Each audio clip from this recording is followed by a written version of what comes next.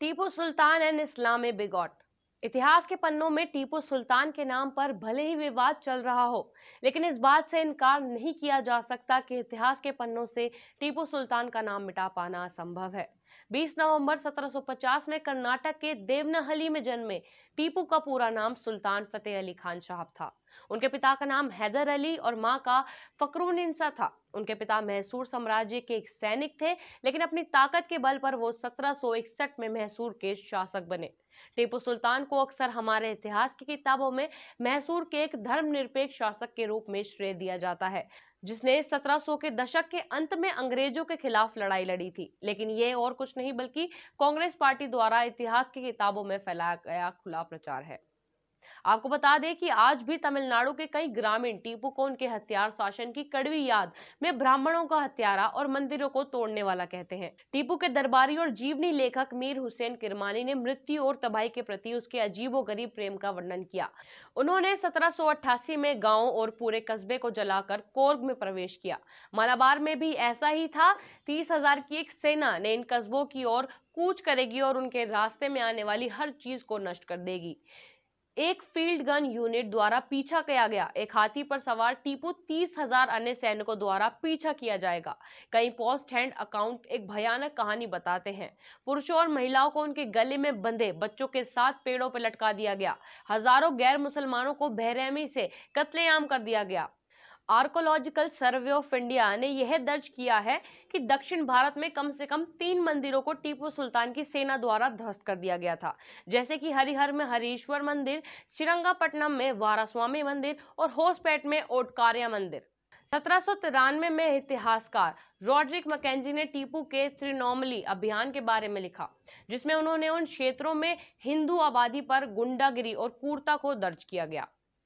नरसिंह द्वारा निकाले Rodrick McKenzie के रिकॉर्ड में से एक स्टेटमेंट में कहा गया है कि यहाँ ना तो उनके मंदिरों की भव्यता और प्राचीनता के लिए सम्मान है, ना ही किसी ऐसे धर्म की पवित्र संस्कारों के लिए जिसकी उत्पत्ति का कोई रिकॉर्ड नहीं है, और ना ही व्यक्तियों या संपत्ति के लिए कोई सुरक्षा साबित हुई। यहाँ तक कि पहले ब्राह्मणों की भी उनके पगोड़ा अपवित्र तोप से तोड़े गए, जबरन प्रवेश किए गए, उनकी वेदियों को अपवित्र किया गया, उनके कीमती सामान को जब्त कर लिया गया, उनके घरों को राख में बदल दिया गया और पुरुषों, महिलाओं और बच्चों के बिखरे हुए अवशेषों से तबाही की ओर भी भयानक बना दिया गया, जो एक घातक तलवार के नीचे बिखरे हुए थे।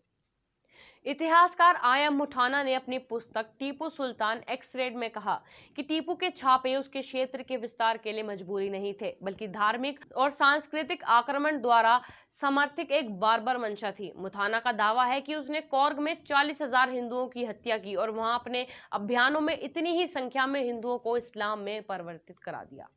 कई यूरोपियन इतिहासकारों ने भी हिंदुओं पर टीपू के घोर क्रूरता को दर्ज किया। कालीकट में कई पुरुषों और महिलाओं को पेड़ों पर गर्दन से बंधे हुए पाया गया।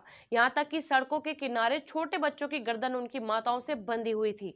अक्सर हिंदुओं और ईसाइयों को जानवर समझकर टीपू ने नग्न ईसाइयों और हिंदुओं को हाथियों के पैरों में बांध दिया और हाथियों को घुमा दिया। वहां तब तक हाथियों को घुमाता रहा जब तक कि मजबूर हिंदू और ईसाई जानवर के विशाल वजन से टुकड़े टुकड़े या कुचले नहीं गए। 1788 में टीपू ने अपने कालीकट के गवर्नर शेर खान को स्थानीय हिंदुओं को इस्लाम में परिवर्तन करने का आदेश दिया। निशान है हैदरी के अनुसार जुलाई 1778 तक 200 ब्राह्मणों को गाय का मांस खाने के लिए मजबूर किया गया था। कुल मिलाकर यह कहना कि टीपू सुल्तान एक प्रारंभिक स्वतंत्रता सेनानी था या नायक था, पूरी तरह से असत्य है।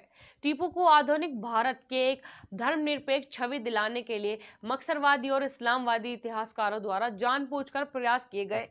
कुल मिलाकर यह कहना कि टीपू सुल्तान एक प्रारंभिक स्वतंत्रता सेनानी था या नायक था, पूरी तरह से असत्य है। टीपू को आधुनिक भारत में एक धर्मनिरपेक्ष छवि दिलाने के लिए मक्सरवादी और इस्लामवादी इतिहासकारों द्वारा जानबूझकर प्रयास किए गए, हालांकि ऐसे प्रयास अक्सर व्यर्थ रहे।